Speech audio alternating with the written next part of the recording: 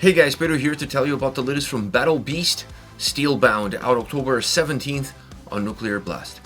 The album has 10 tracks, 37 minutes in length, and this is the band's 7th full-length studio album. They are a Finnish power metal band. From a strictly design point of view, this album is incredibly dynamic, incredibly fluid, and extremely engaging. I feel like this is one of the best records in a very long time from a pure track listing and overall experience standpoint.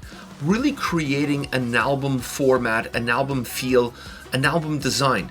A lot of the previous records had great songs, a great overall experience, but sometimes feeling a little bit difficult to navigate, or at least to find the right flow, allowing the listener at times to struggle a little bit to find their way through these songs and therefore their way through the record. This album comes across simplified from that standpoint.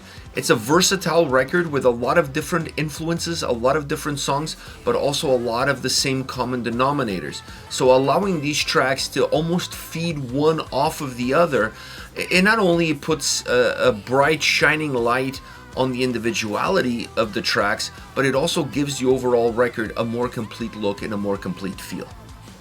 As far as the sound is concerned, this album is heavily influenced by the 80s. I don't think anybody can deny that, top to bottom, regardless of whatever else is happening individually in the songs and whatever other influences are coming into the picture to these tracks and how these tracks are presented. The overall album is heavily impacted by the synth sound, and the way the synth sound comes across definitely has that 80s vibe stamped all over it. Now, I feel like this sound, this experience, this 80s motif, it's definitely a throwback to the early stages of the band. Now, the production and the way the keyboards are presented have a little bit more of a modern feel that we've seen over the last couple of records, but the essence of those keys, the essence of those synths, and that overall 80s vibe is definitely a throwback to the early stages of the band. So this record, from a soundscape point of view, it really brings together two different eras of Battle Beast. It brings them together on one record with a very concise sound experience.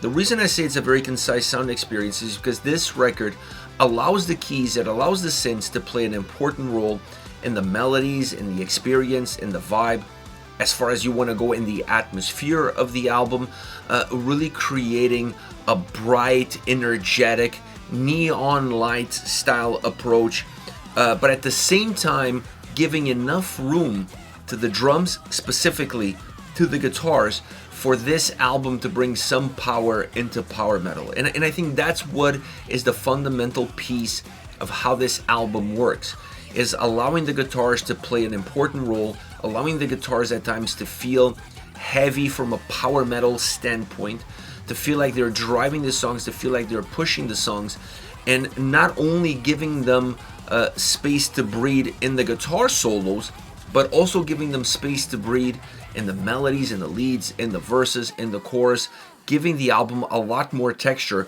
making the album a lot richer, and allowing that synth sound and that guitar sound to better coexist with one another without one overtaking the other.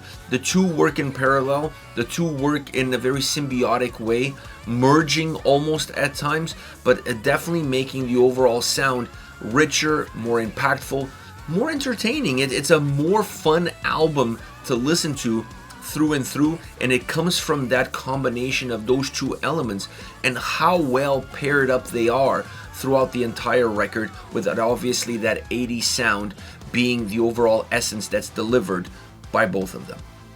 Once you get into the vocals, Nora is amazing, as you would expect her to be, and I honestly feel that this 80s sound fits her vocal style so much better than any other approach that the band can take.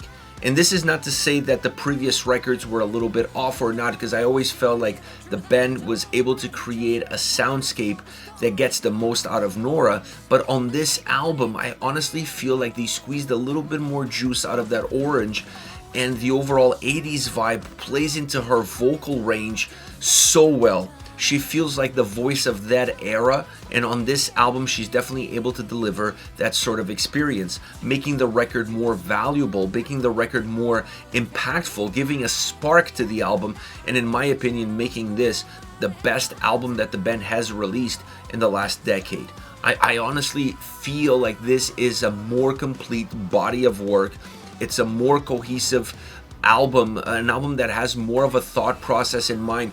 Not just let's make the best 10 songs possible, let's make the best 10 songs possible, at the same time create an overall album that feels compact, that feels like it delivers an album experience.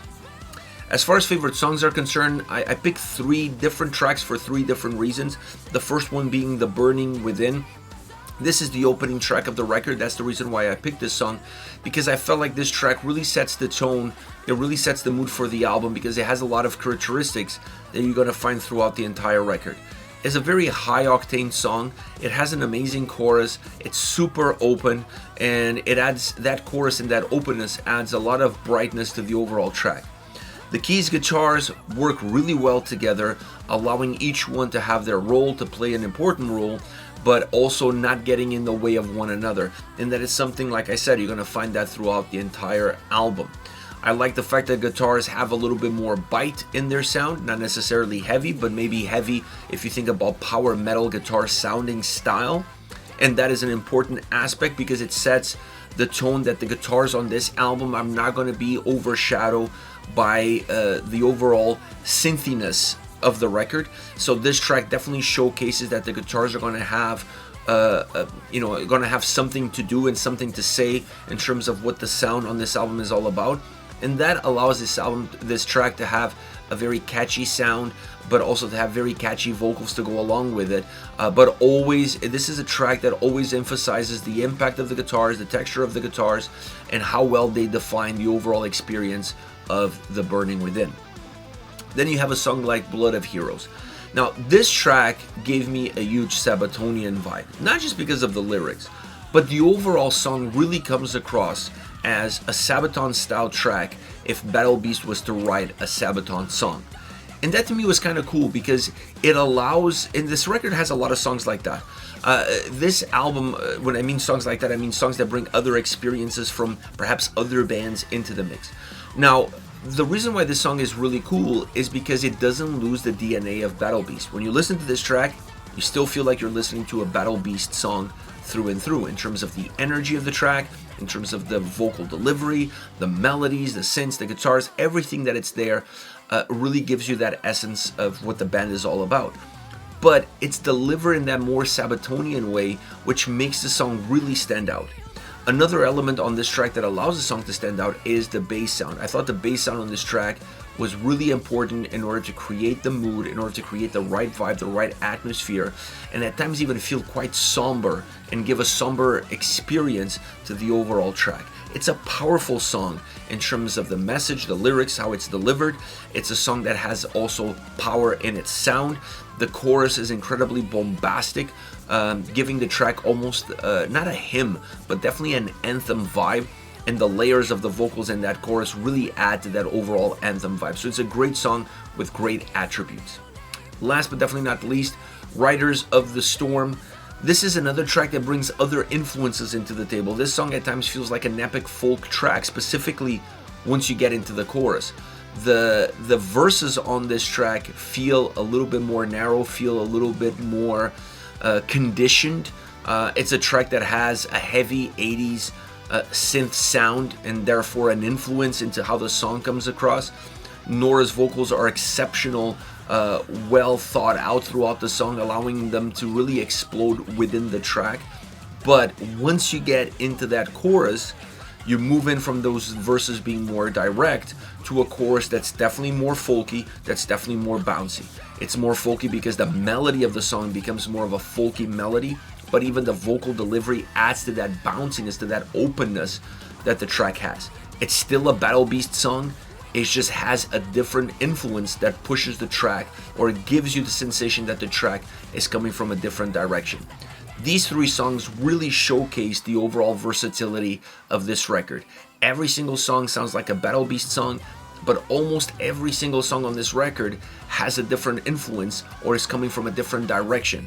That allows the record to have that sense of versatility throughout, but still be very well connected, creating that overall album experience. This is it, Battle Beast with Steelbound, once again out October 17th on Nuclear Blast. Let me know your thoughts on the band, on the singles. Hit me up in the comment section. I'll see you all at the next video. Take care, guys.